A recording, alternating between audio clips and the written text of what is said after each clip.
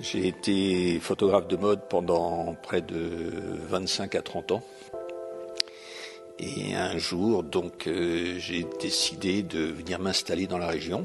Je décide de faire actuellement des photos qui vont plus toucher le domaine de l'art, en fait. C'est pour cette raison que je pensais qu'il était intéressant de contacter Nadine, qui est à côté de moi, pour faire quelque chose en commun entre la photo et la peinture. Donc je pensais que c'était quelque chose de tout à fait complémentaire et ça permettait de faire évoluer les choses. Et puis c'est, je pense, une ouverture d'esprit pour que l'art puisse continuellement bouger, être en mouvement, quoi. Moi je pense qu'on est dans une région où il faut qu'on développe beaucoup l'art. Voilà, dans l'Indre. Moi, je suis vraiment étonné parce que il y aurait, je pense, un potentiel énorme.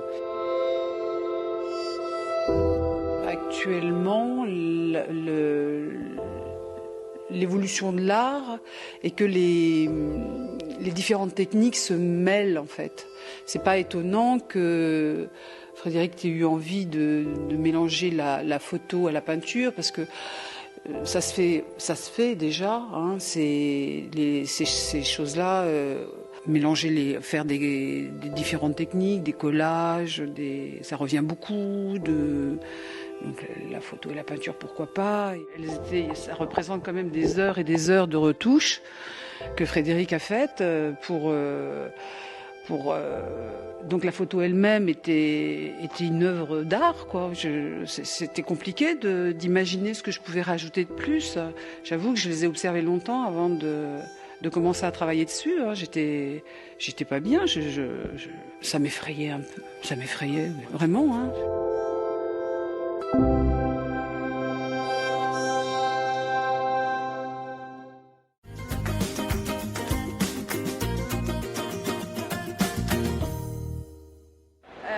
Là, du coup, je tisse un masque de théâtre japonais. On a un système de pédales et de marches qui nous permet de séparer un fil sur deux. Donc ça nous fait gagner du temps parce que sinon on devrait le faire comme ça au doigt. Et je viens après tasser le tout. J'ai aussi un peigne. On est à la Japan Expo parce que en ce moment la Cité internationale de la tapisserie a un partenariat avec les studios Ghibli. Et donc il y a des tapisseries qui vont être faites à partir de certains films de Miyazaki, donc Chihiro, Du Château ambulant, Nausicaa et Princesse Mononoke qui a déjà été réalisée et tombée de métier là. Il faut compter à peu près 1 an de tissage par pièce et avant de pouvoir commencer à tisser, il faut compter 6 à 7 mois de préparation en amont. Il faut tracer le carton, il faut sélectionner les matières, faire des échantillons expérimentaux, préparer les gammes de couleurs et bien sûr faire teindre les fils. Donc tout ça, ça convoque énormément de savoir-faire en plus de celui du tissage et ça prend beaucoup de temps.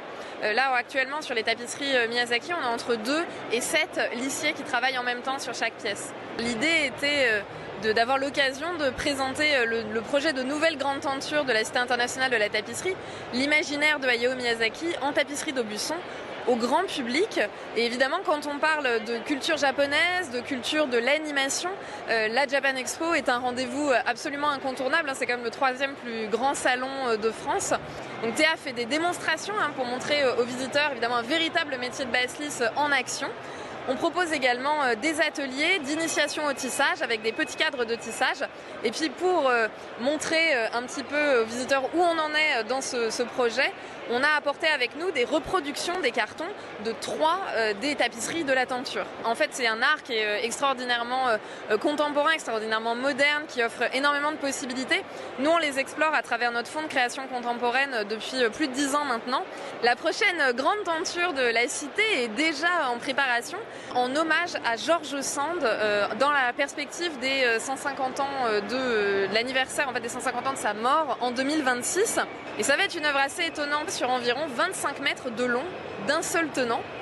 Et la tapisserie sera accompagnée de sa propre structure autoportante qui permettra de l'exposer dans des configurations variées, en cercle, en escargot. Voilà, on peut imaginer beaucoup de choses.